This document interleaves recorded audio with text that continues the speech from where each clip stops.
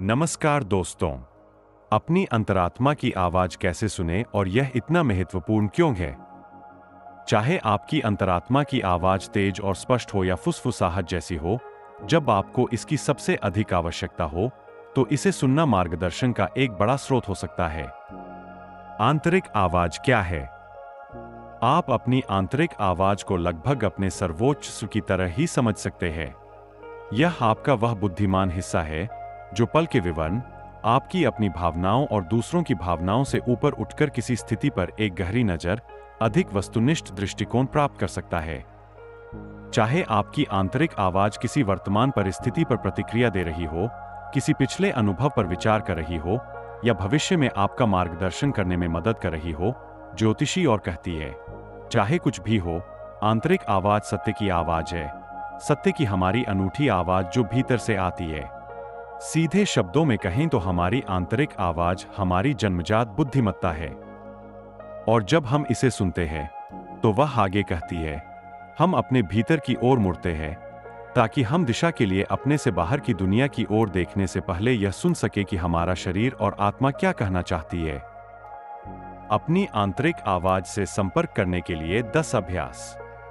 अगर आपके लिए आंतरिक आवाज की बात नहीं है, तो इसे समझना मुश्किल हो सकता है, खासकर अगर आपके समय और ध्यान के लिए बहुत सारी बाहरी मांगे हैं।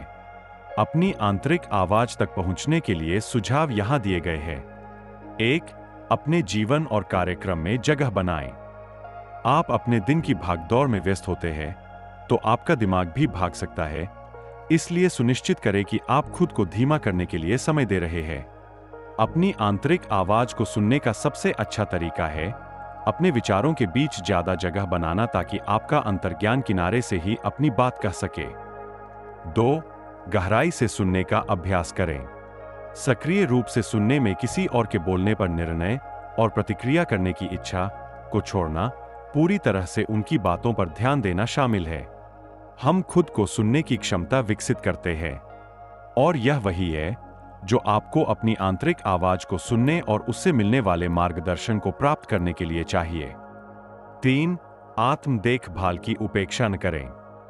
खुद की आत्म देखभाल की आदतें आपकी आंतरिक आवाज को सुनने की क्षमता को बहुत प्रभावित कर सकती है।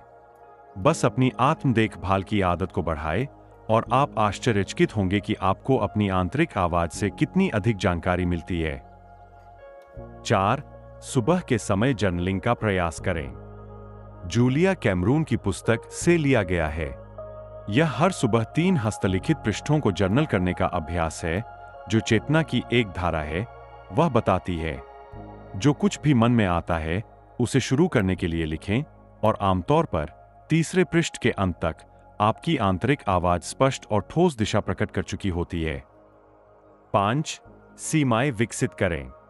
आवश्यक है, खासकर तब जब हम अपनी आंतरिक आवाज तक पहुंचने की कोशिश कर रहे हों। दूसरों के विचारों, मांगों, जरूरतों, इच्छाओं और अधिकार को अपने ऊपर हावी होने देने से ज्यादा कुछ भी आपके आंतरिक ज्ञान को प्रभावित नहीं कर सकता। इसलिए ना कहना सीखें। किसी भी चीज के लिए हाँ कहने से पहले खुद को जांचें और खुद पर भरोसा करना सीखें। वह आगे कहती है, 6. अंतर्ज्ञान के बारे में अधिक जानें। हम सभी के पास छठी इंद्री, आंतरिक आवाज या अंतर्ज्ञान का स्तर होता है, जिसे इस्तेमाल किए जाने की जरूरत होती है। लेकिन कई बार जो चीज हमें अपनी सहज क्षमता को अधिकतम करने से रोकती है, वह छठी इंद्री के बारे में पर्याप्त ज्ञान होना है।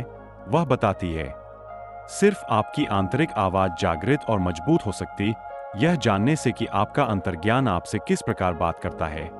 आप सूचना प्राप्त करने की अपनी क्षमता को बढ़ाएंगे, और इससे भी महत्वपूर्ण बात यह है कि आप अपने मार्गदर्शन के अनूठे तरीकों को समझने के लिए स्वयं को तैयार कर लेंगे।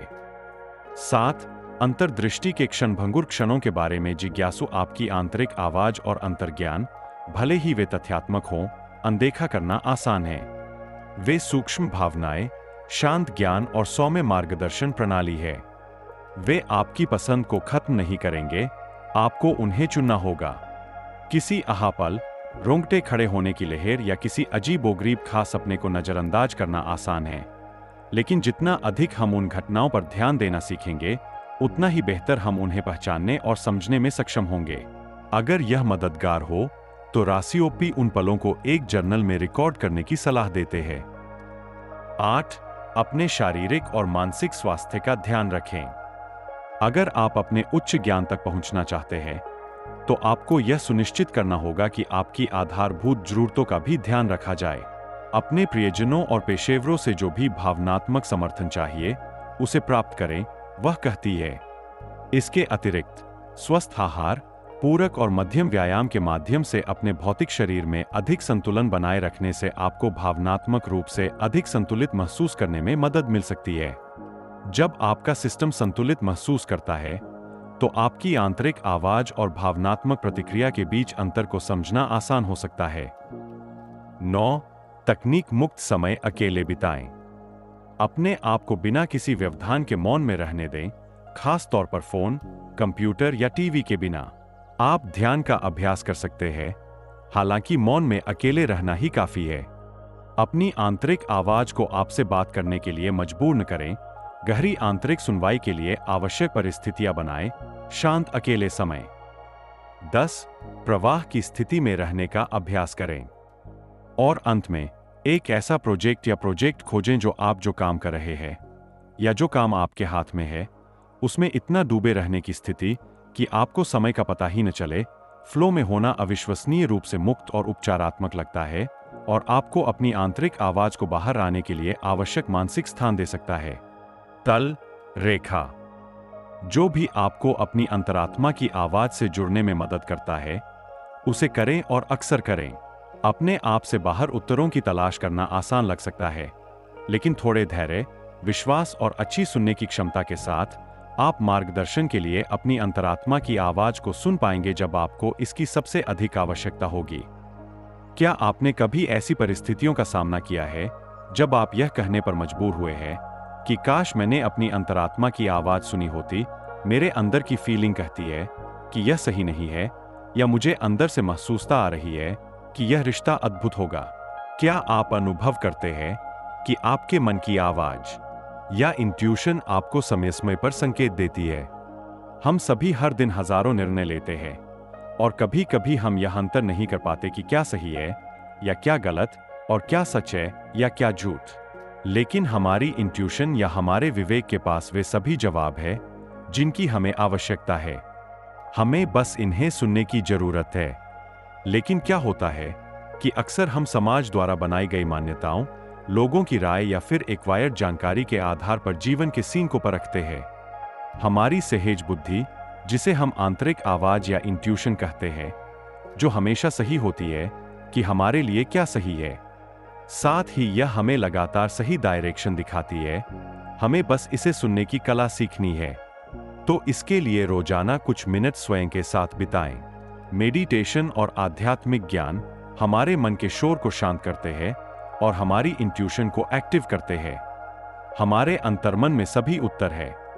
बस किसी भी सिचुएशन में हमें अपनी हर चॉइस और डिसीजन के लिए उसका उपयोग करना होगा।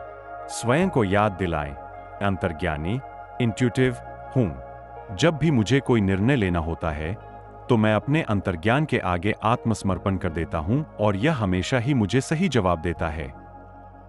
हमारा अंतर्ज्ञान हर स्थिति में हमें प्रोटेक्ट करेगा। जब हम अपने अंतर्ज्ञान को सुनना सीख लेंगे, तो अपने दिमाग को शांत करने की कला में भी महारत हासिल कर लेंगे, जिससे अपने विचारों को बेहतर ढंग से नियंत्रित कर सकेंगे।